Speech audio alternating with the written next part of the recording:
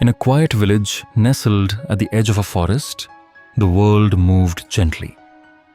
Mornings began with birdsong, smoke rising from chimneys, and in that village lived two brothers, Arav and Kunal. Arav was like the rising sun, tall for his age, sharp-minded, and always ahead, whether in studies, sports, or speech. Teachers praised him, elders blessed him, children wanted to be like him. He's going to do something great, they would say. That boy will go far. Kunal, on the other hand, was softer. He loved to paint. He would sit under trees for hours, watching leaves fall or sketching birds mid-flight. He helped his grandmother in the garden, fed the street dogs, and often sat by the river just to watch the colors of the sky change. People liked Kunal, but they always said, he's not like Arav. A bit slow, too dreamy.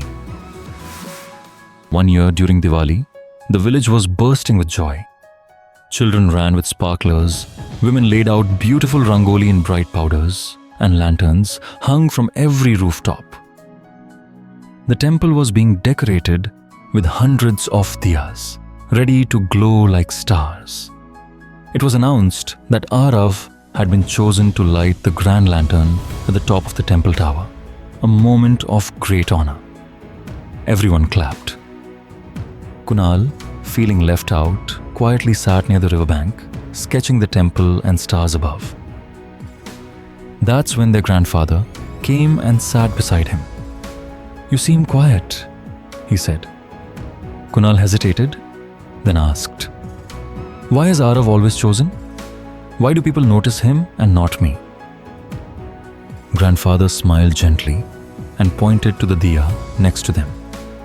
"See this small lamp? It may not shine like a star, but in the darkest nights, this lamp lights the path under our feet." Then he pointed up. "And that star? It may not warm your hands or light your home, but it reminds us of wonder, of what's beyond." He looked at Kunal. "You're not meant to be your brother. You're meant to be you. Arav lights the sky. You light the heart. Both are needed. Both are beautiful. Never compare. Just shine." Something shifted in Kunal, not loudly, but deeply. He looked at the diya again.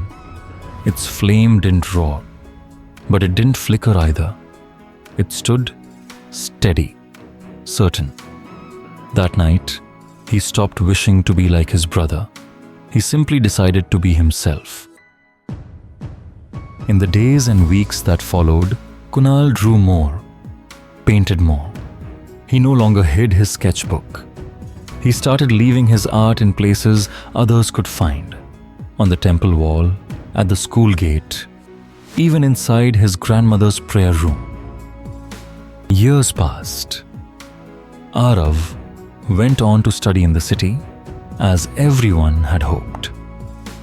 But back in the village, whenever people passed a painted wall or opened a storybook filled with gentle drawings of rivers, stars, and lamps, they would smile and ask, "Who made this?"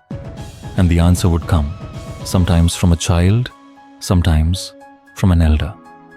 Kunal.